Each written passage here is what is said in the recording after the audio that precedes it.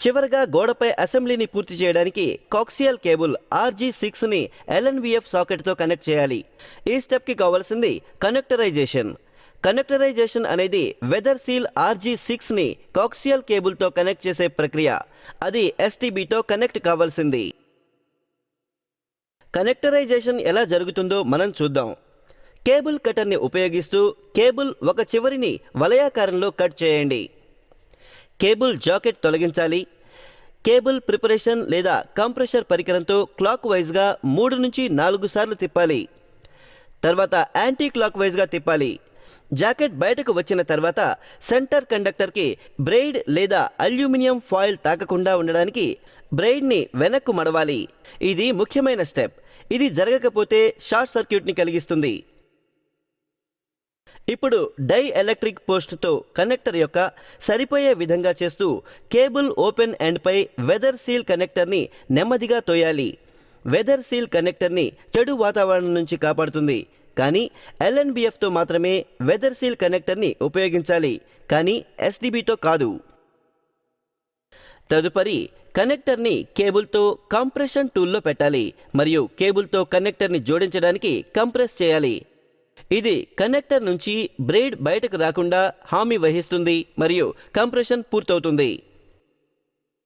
చివరగా కనెక్టర్ పూర్తిగా కంప్రెస్ అయిన తర్వాత కంప్రెషన్ టూల్ నుంచి బయటకు తీయాలి. కనెక్టరైజేషన్ పూర్తయిన తర్వాత గోడ అసెంబ్లీ చివరి స్టెప్ గురించి మనం తెలుసుకుందాం.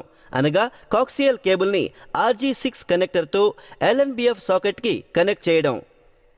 దీనికోసం వెదర్ సీల్ కనెక్టర్ని LNBF ఎండ్కి పెట్టాలి.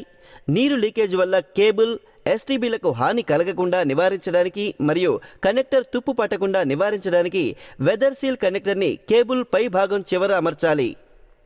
ఇప్పుడు కేబుల్ని LNBF సాకెట్కి కనెక్ట్ చేయండి మరియు మీ చేతిని ఉపయోగిస్తూ కేబుల్ని బిగించాలి. చివరగా ఓపెన్ ఎండెడ్ స్పానర్తో కేబుల్ని బిగించాలి. గోడ అసెంబ్లీ పూర్తి కావడంతో STBతో కనెక్షన్ కోసం కేబుల్ని సక్రమంగా కస్టమర్ ప్రాంగణంలోకి తీసుకువెళ్ళాలి. సక్రమంగా వెళ్ళిన కేబుల్ నిర్వహించదగ్గదే కాదు, ఇన్స్టాల్ చేసిన సామాగ్రికి అందాన్ని కూడా చేకూరుస్తుంది. కాబట్టి అది ఎలా జరుగుతుందో మనం చూద్దాం.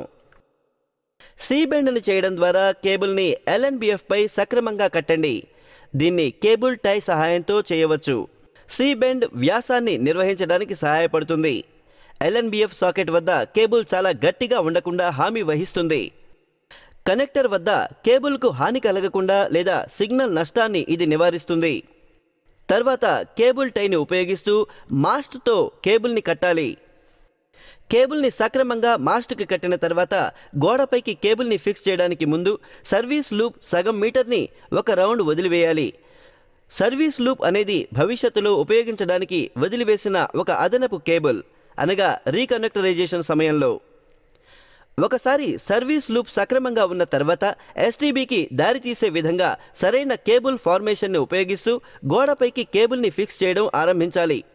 కేబుల్ వేలాడుతూ లేదా వదులుగా ఉండేలా ఎన్నడూ వదిలివేయవద్దు.